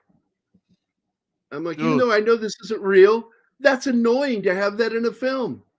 It's one thing if you tear down a building, but the fucking pyramids? Because they kill like 10% of Rio's population in this movie.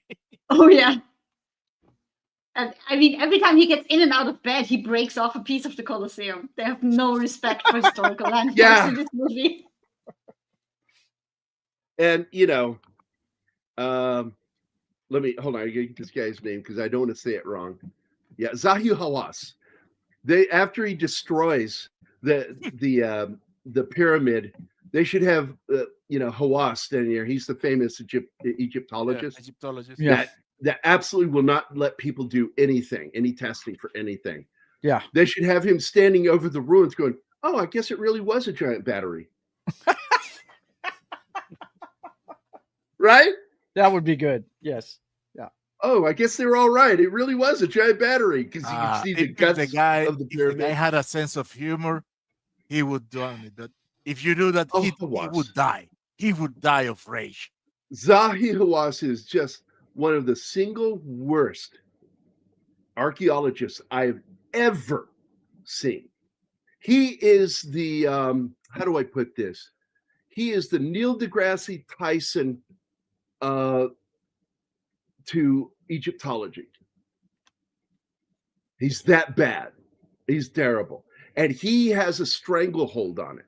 So no serious researchers that really want to think outside the box are allowed to do any research there.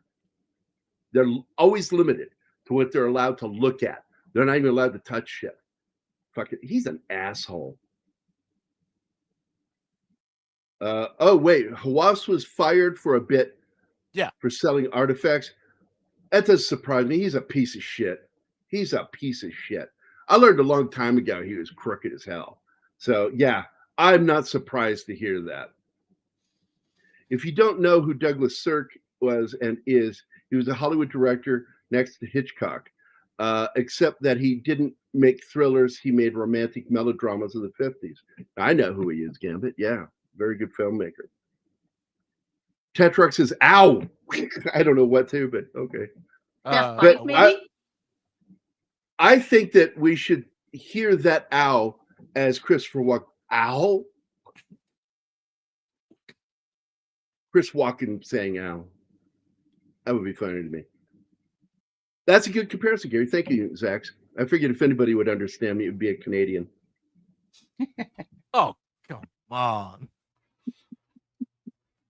I had no idea that we had hired the racist. Dude, I'm gonna put the clip of James Coburn for every time you do something like that, saying, "Oh, that's just mean."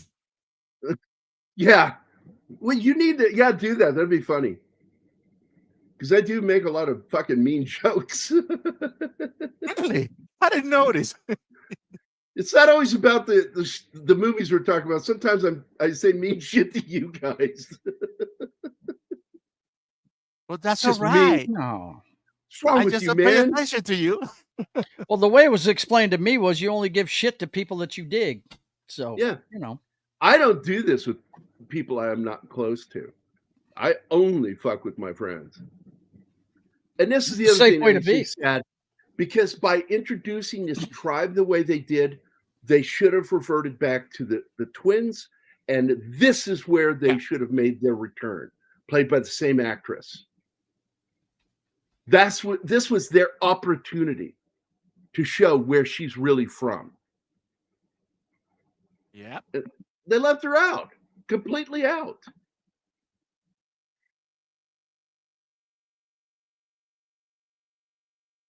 Yeah. What are you, a fucking owl? Who?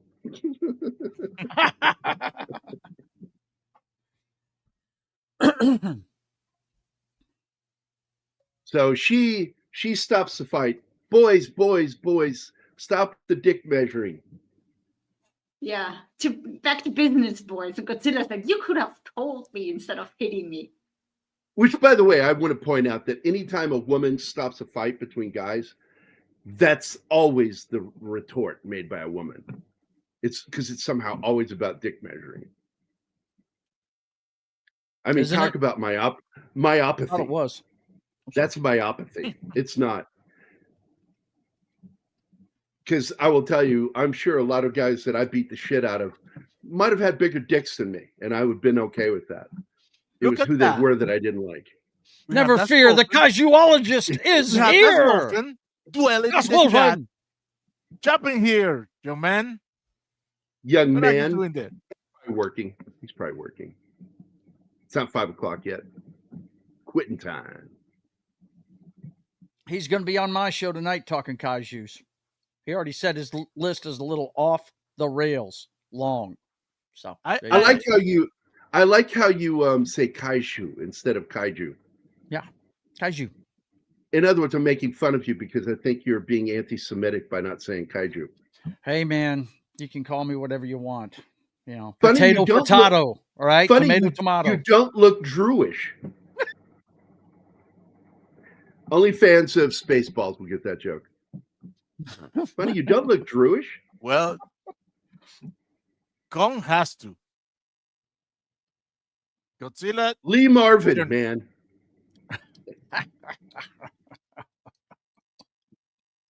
Not in this fucking franchise. No.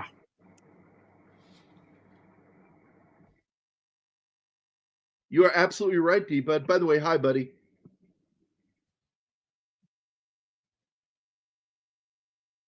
Yeah, I told you it's 5 o'clock yet. Mm-hmm. Well, hey, here's the big transition scene. See all that purple? The transition scene happened. Look at him, he's changing. Look, it just takes over everything, man. This is where he becomes Medea. Oh my God. Which holiday movie is it? Doesn't matter. Oh. They're all the same. By the way, D-Bud, earlier on, and I think you're one person who'll probably get what I'm talking about, is Scar King is absolutely Lee Marvin from the movie. Joe, help me again. The Wild One. The Wild One. From 1953, the biker flick. The biker flick with Marlon Brando gonna kick his ass. Marlon Brando with the biker hat on, tipped to the side like Audie Murphy. He's talking about stuff like this. Yeah, man, I don't like you touching my trophy. That's my trophy. I won that trophy. Give that back to me. Fucking Marlon Brando and Lee Marvin, a fucking Marine, fucking gets his ass handed to him by that fucking pansy. Anyway, I love Brando too. I love Brando. Yeah, but that's terrible acting in that movie. I swear to God, on Brando's part, does not come across as quietly strong. He really looks like a fucking pansy. And with how after the Village People, we started seeing that look grow in a certain community. Where do you think it came from? Marlon Brando. Just check out. If you didn't know that, just check out the Blue Oyster any night of the week. You'll see Brando clones everywhere. Yeah, Brando clones all over fucking those leather clubs. But what I was talking about earlier, D-Bud, was that they clearly based Scar King off of Lee Marvin. And if you look at Lee Marvin, because he's got really long arms that go down to the middle of his thighs, because he has a short trunk. And so his arms look abnormally long. They're not. They just look that way because of the way he's built. And he's very apish looking. And he has the same posture in this movie, Scar King, as Lee Marvin in that movie, always slouched with his head forward. And then he does a move. And let me bring up that video real quick here. Here it is. Pull the one down. I'm on it. Oh, I was going to do it. I was talking to myself. So watch the way he comes up to this clip. That's Lee Marvin there, but this is obviously Lee Marvin. That arm shoulder swing, that is a move he does in real life in several films, but also in the movie that I believe they took the idea from for the relationship between Scar King and him. Read by nature. Leave Marvin, the missing link. You know, if you be, fuck it, I'm going to show that photo of him. He looks like he's a fucking ape. Yeah, he does. Tell me I'm wrong, Joe. Tell me I'm wrong, because you said not. the same fucking thing. He looks like he's part ape. Mm-hmm. He looks that way, and the way he gesticulates too. There he really, is. John? Is that true? Wow. Okay. See, D-Bud sees it too. I knew if anybody would see it, it'd be you, because I know you're a fan. Mm-hmm. There you go, man. Look at that. That is the Scar King right there. The way he's sitting, looking, holding his head a certain way. Fucking Lee Marvin, dude. And you know what? His face even looks like Lee Marvin, because Lee Marvin has an apish face. And I'm like, it's the lean, though. In that video, the video you keep showing, it's the lean. How he's got his head cocked and he's looking down on you. His chin's up, but his head's cocked. You know, like, are you really bothering me, man? Are you really bothering me? And I cannot admit it more. Lee Marvin is like my number one favorite actor of all time. I fucking love that guy. He could do anything. He could do comedy. He could do drama. He could play the villain. He could play the hero. That guy could do anything. He even did romantic. And I love that about him. That guy was so skilled. I love this fight scene here. I really do. This is my favorite fight scene in the whole film, because now we get this thing and she's being controlled by that crystal that he has. And I forget, what is the crystal? Do you guys remember? They never say. I think it comes from the spine, because I think it comes from the spine of one of these things. And he uses it to manipulate and control her. Yes, it may well be a part of Misho Shimo. It may be a part of Shimo, but they never tell it, and I fucking hate that. And her head looks like a terrapin. I like that too. She has a head like a turtle. But I wish they would explain things, and they don't do it. It bugs me. I think they should have designed her to look more like Godzilla, because she's the ice version of Godzilla and doesn't look that much like him. Icezilla. Icezilla, yeah. Yeah, because he has hot radioactive breath and she has ice cold breath. But of course, you know, you can also take that to the nth degree that it's just a good representation of a woman. Oh, move along, move along.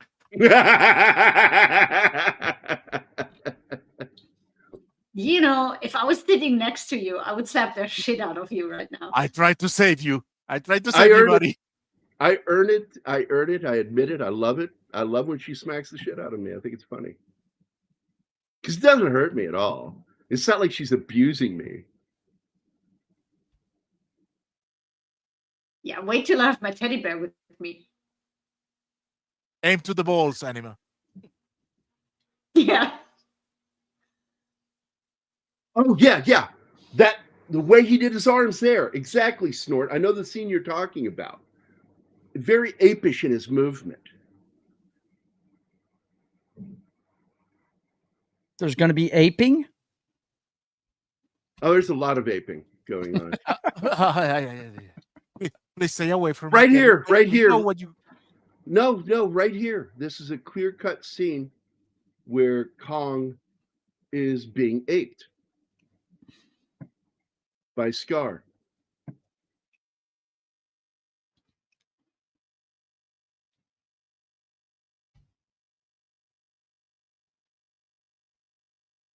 There goes the crystal. The breath looks more blue all of a sudden.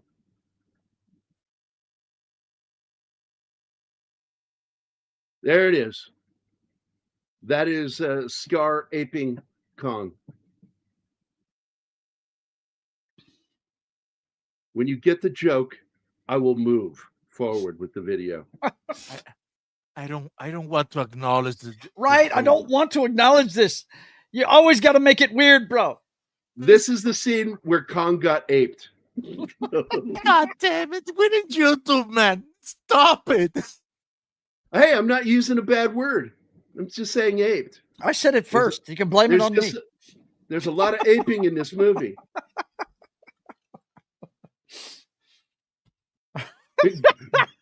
Right? Is there really a difference when I say it? No. Yeah. We all of us are gonna be tainted after this stream. And all I think of is the word taint. When you say that, which is the area between, you know. Yeah, we know. Yeah, we all know. We all know. We are all. Do you know why? Thank you very much. My dad told me one day. He says, "Do you know why it's called the taint?" I went, "No, I don't." He goes, "Because it taint the ass and it taint the penis either." And I just looked at my dad and I'm like, I think there's a name for that kind of joke, Dad. I can't figure out what it is, Dad. Is this microphone joke big enough?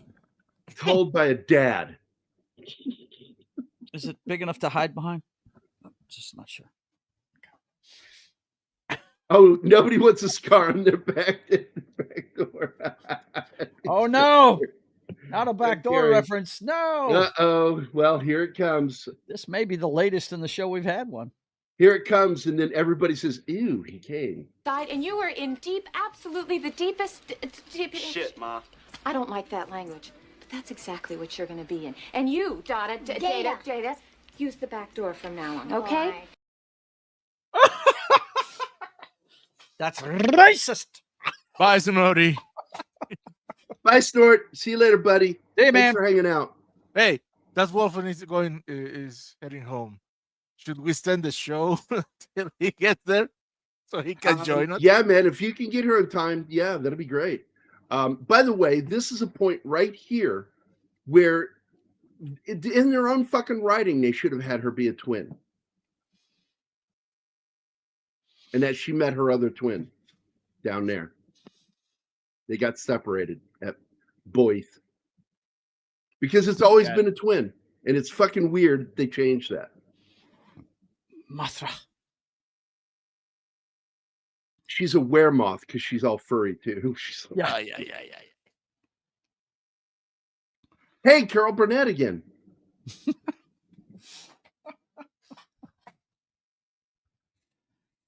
Carol Burnett's best movie. Well, her other best movie is The Four Seasons with Alan Alda. Good movie. Yeah. I was fixing to say that was a good one. See, I'm a fan. So I fucking can make jokes about Carol Burnett because I actually right. love her movies. I like her. I've been a fan of hers since I was a little kid. 4 Seasons was a good show. That was good stuff. See, here she's actually mouthing the words again and saying them. I'm like, well, that's where you should have been doing it the whole fucking movie. Right. You know?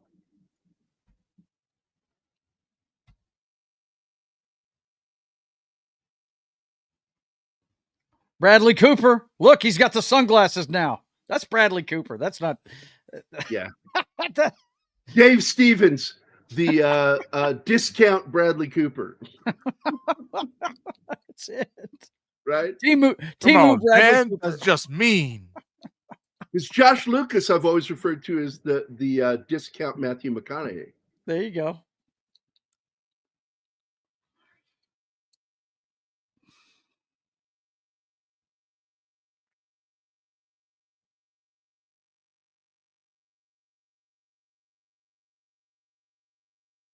Oh my God, really? That's so fucking cool. My favorite thing about that show was how she would do the opening, cold opening with the audience and just talk to the audience. And you knew it was longer than what they show you on TV because you're getting the truncated version of it.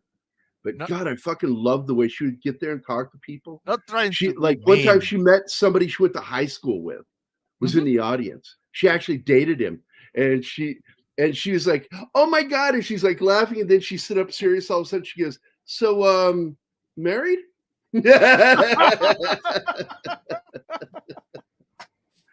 That must have been so cool for your uncle, because I mean he saw television history up close and personal, live. Wow, that's awesome.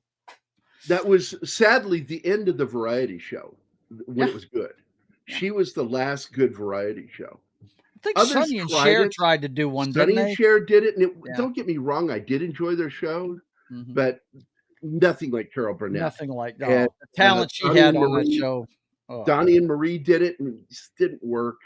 A lot of people tried having a variety show. A lot of comedians. Well, tried. it's come back now. America's Got Talent and stuff like that. So, you know, it's a competition now. It's a competition now. It's like it's not the same thing. Variety shows were their own kind of animal. And a lot of people don't know one of the most famous TV shows of all time with Ralph Cramden and his wife, Alice, The Honeymooners, was actually a skit within a variety show. Wow. And it ended up getting its own show. Same thing with Mama's Place. Because Carol Burnett, Mama's Place was from Carol Burnett. Yeah.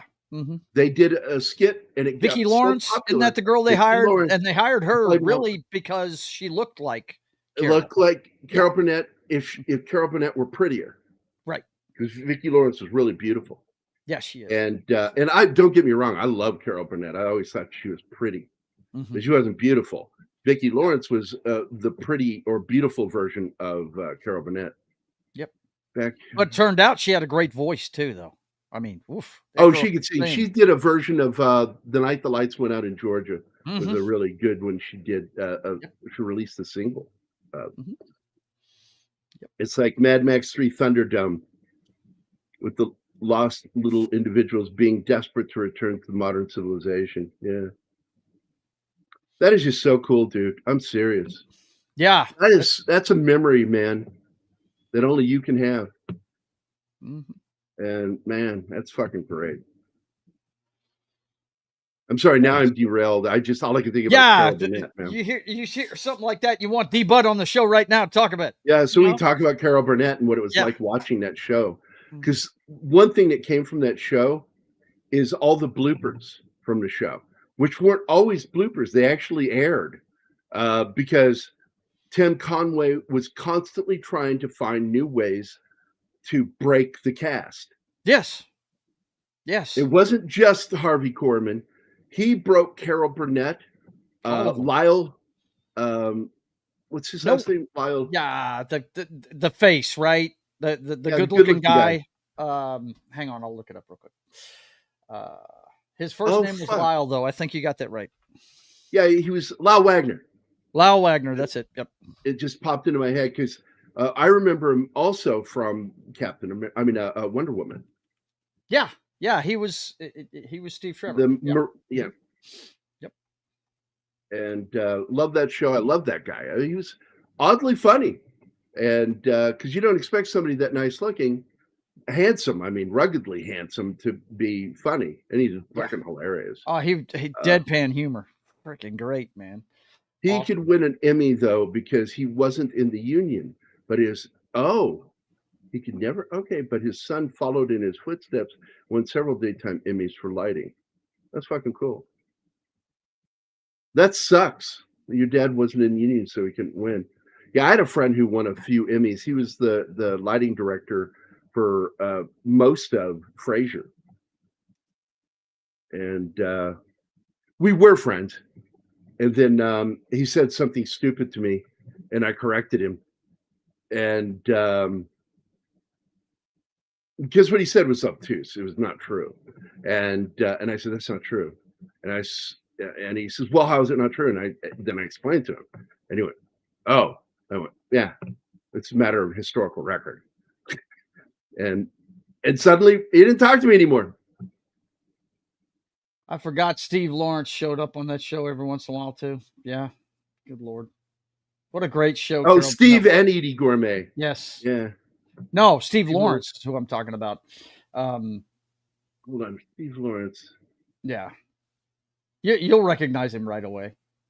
He was always the rich guy or something like that, you know. He played off of him pretty good. But he was only on there like 29 episodes. He was a special guest star. No, I fucking said it. It's Steve Lawrence and his wife. Steve Lawrence. You said it's well, Steve. You said Steve and Edie Gourmet is what you said. I don't need to say his last name. Okay, because I know who he is. We All just right. established. Yeah, Steve and Edie Gourmet. Yeah. I'm like, that's his fucking wife, wasn't it? And when I looked at it, Yeah. Edie Gourmet. Yeah. Steve's great though. He's really good. But yeah, Tim Conway is just that guy's nuts, man. What was it Dorf? Was that the name of the character? The short guy? Yeah. Golfing with Dorf. Not funny. Not funny. The gag was funny the first time. Right. After that, it became just he not beat it funny. to death, but yeah, the first time he did it was hilarious. It's like, good God, man, that horse died a long time ago. Stop hitting it. And, the best sketch, though, the best sketch of all of them is Harvey trying to keep it together during the dentist sketch, man. That's the one. I was waiting to see if you're going to say it. That is because what Tim does, what Tim would do is he would rehearse it one way, and he would, while he's alone, writing what he's going to actually do. Wow, that makes perfect sense, because if you watch that, because they shoot it live. If you watch it, it's clear Harvey is not prepared for what he's doing. When he grabs the syringe and the needle and shoves it into his own hand. Yeah. Grabs it out of his hand, and then he looks at his hand, and then he pulls it out, and then the hand goes blunk, like that. Yeah. And you know what's coming, because he's not paying attention to that hand. He's focused over here doing something, and then suddenly he has to turn the page of the book, and he's like groping at it flopping his fingers to turn the page. And that's when Harvey fucking lost it. Yeah, And he couldn't take it anymore, man. Oh God. Such a great show. Oh.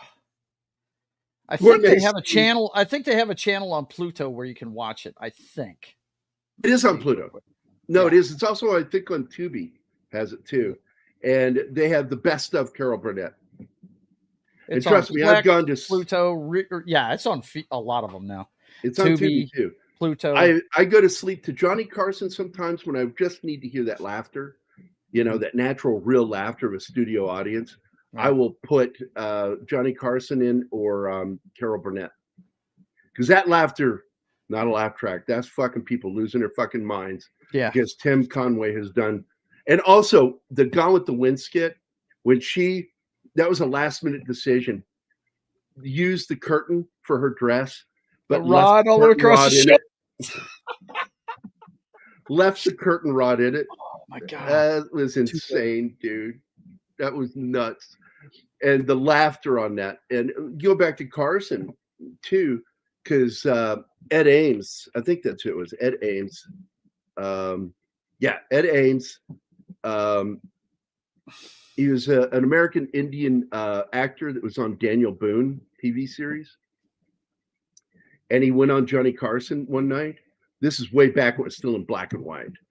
And it's recorded as the longest laugh in TV history with a live audience, where Ed Ames was going to show him how to throw a tomahawk, and they had a wood board there with the cutout of a cowboy.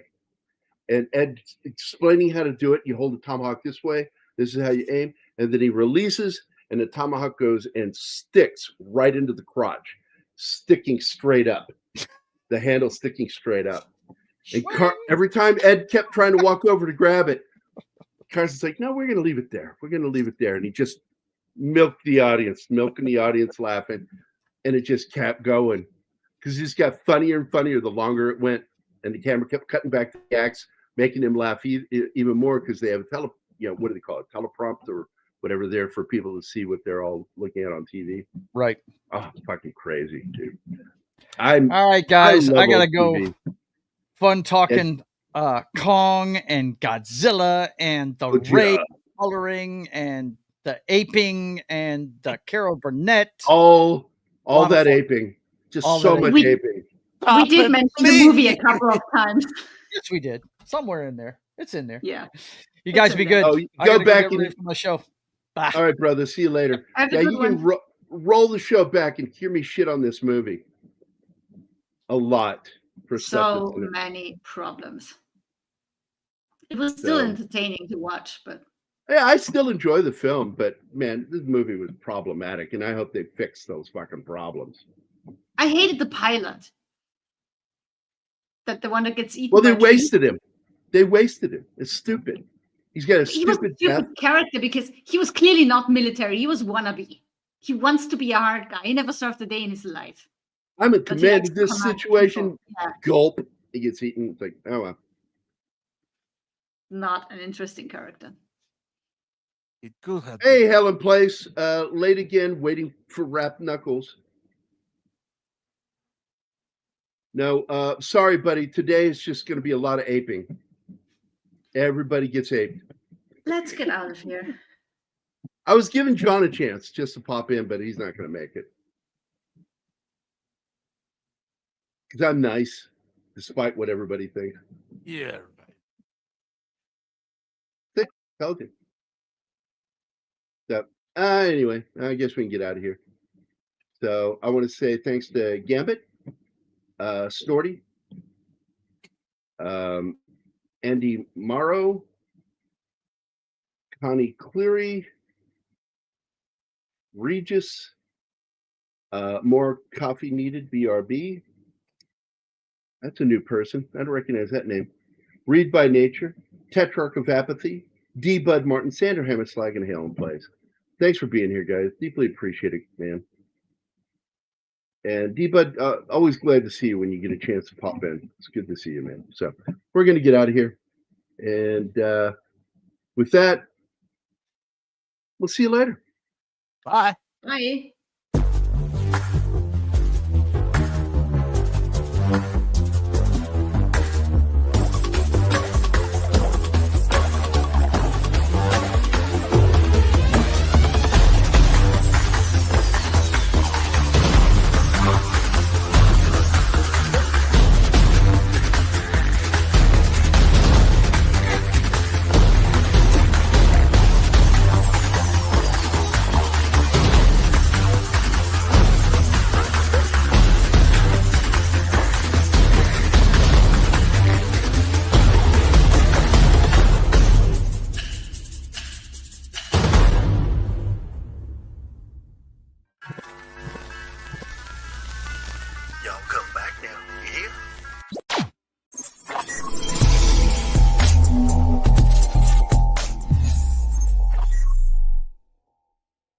Matt Damon.